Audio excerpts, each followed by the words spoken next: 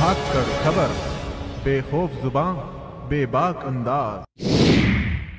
धाकड़ खबर के news room से मैं आपके साथ हूं अकरम रईस खान। जो खबर आपके सामने रखने जा रहा हूं उसे देखिए भी और दिखाइए भी, खासकर उन लोगों को दिखाइए जिनके दिमाग में गोबर भर गया है और हर वक्त अपनी जबान से सिर्फ जहर उगलते रहते हैं। आपने सुना होगा, हमारे पॉलिटिकल एडिटर जनाब अनीस अहमद खान साहब भी बार बार कहते हैं कि भारत है, ये भारत का लोकतंत्र है।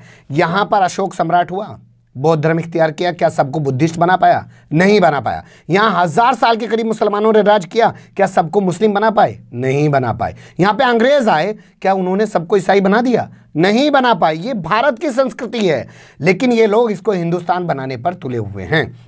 हालांकि जो हिंदुस्तान वर्ड है ये भी मुसलमानों का दिया हुआ है। अल्लामा इकबाल साहब ने कहा, सारे जहां से अच्छा हिंदुस्तान हमारा। या अगर आप उससे पीछे इतिहास में जाएंगे तो अरब के लोग कहा करते थे हिंद, हिंद की तरफ से सिंध के बाद हिंद नाम जुड़ा।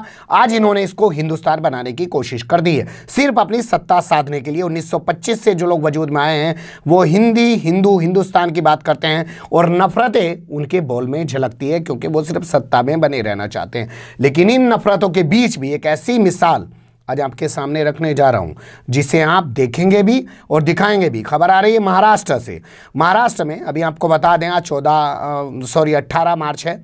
14 मार्च को वर्ल्ड किडनी डे होता है। उस मौके पर महाराष्ट्र के सैफिया अस्पताल के अंदर एक अजीब तरह की घटना हुई और उस घटना ने, उस पूरे घटनाक्रम ने हिंदू मुस्लिम एकता को फिर से मजबूत किया है। बार बार हम लोग कहते हैं कि नरेंद्र मोदी को 2014 में सिर्फ 31% लोगों ने वोट दिया। अगर आप उठा के देखेंगे बीजेपी का पुराना इतिहास, जब से बीजेपी बनी थी, भारतीय जनता पार्टी बनी थी, तब से उनका 22 से 24% वोट हमेशा रहता था। यानी कि उनको एक सपोर्ट करने वाली एक आइडियोलॉजी जो थी वो 22-24% वोट पे हमेशा रहती थी, लेकिन कभी तक उनको इतना प्रचंड बहुमत नहीं मिलता था। 7% वोट उन्होंने वर्गला के लोगों का वो ले लिया। किसी को कहा कि 2 करोड़ नौकरी देंगे, किसी को कहा कि 15 लाख दे देंगे, किसी को कहा कि अच्छे दिन आ जाएंगे, किसी को कहा कि अब महिलाओं पर अत्याचार नहीं होगा। बहुत सारी चीज़ें उन्होंने कही।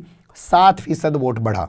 उसी 7% वोट के लिए 2019 में जो आप देख रहे हैं ना, नया नारा दिया है कि मैं भी चौकीदार। हालांकि इंटरनेशनल मीडिया में इस पूरे स्लोगन की खूब मजाक उड़ रही है, वो हमारे यहाँ आपने इंटरनेशनल बुलेटिन में देख लिया होगा।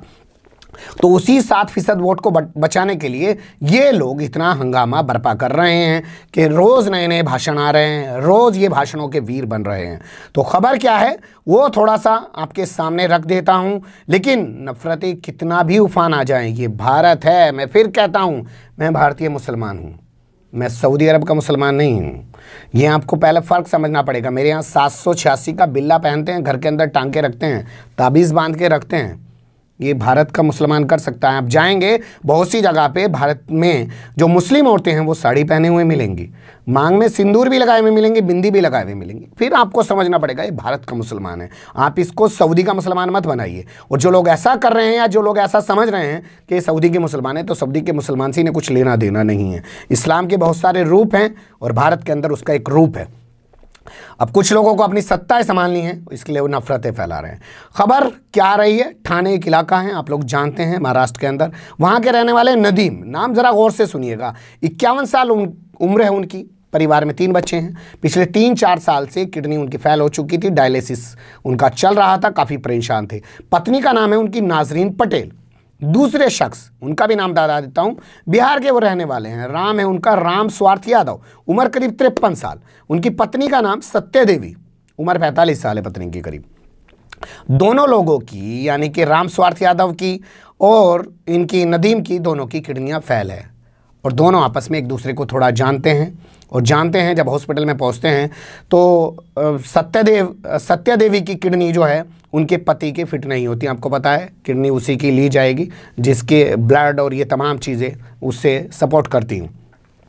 तो सत्या देवी की जो किडनी है, जो गुर्दा है, वो सपोर्ट करता है नदीम को। और नदीम की बीवी जो नाजरीन पटेल हैं, उनका जो किडनी है, उनकी किडनी वो सपोर्ट करती है राम स्वार्थ यादव को।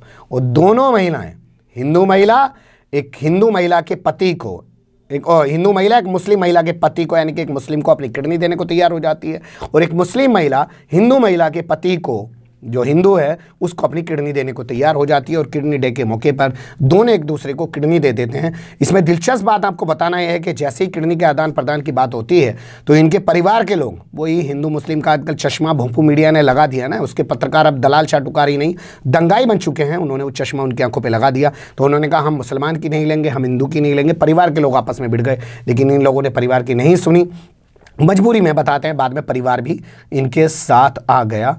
ये खबर थी, लगा कि इस नफरत के माहौल के बीच जो इन दोनों महिलाओं ने किया है, मैं फिर कहता हूँ, इस देश की जो महिलाएं हैं, इस देश के जो लोग हैं, जो असल में सच में भारतवासी हैं, इनकी तरह नफरतवासी नहीं हैं, वो कभी भी इस देश को नहीं टूटने देंगे।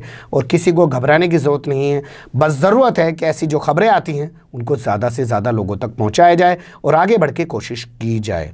कैसी लगी आपको छोटी सी कोशिश? कमेंट्स के रूप में आप लोग अपनी राय दे सकते हैं, खबर को लाइक कर सकते हैं, चैनल को सब्सक्राइब कर सकते हैं और ज़्यादा से ज़्यादा हमारी खबरों को शेयर कर सकते हैं। फिर ऐसे ही किसी सुलगते हुए उलझते मुद्दे लेकर मैं आपके सामने हूँगा हाजिर। फिलहाल अभी मुझे दें इजाज़त।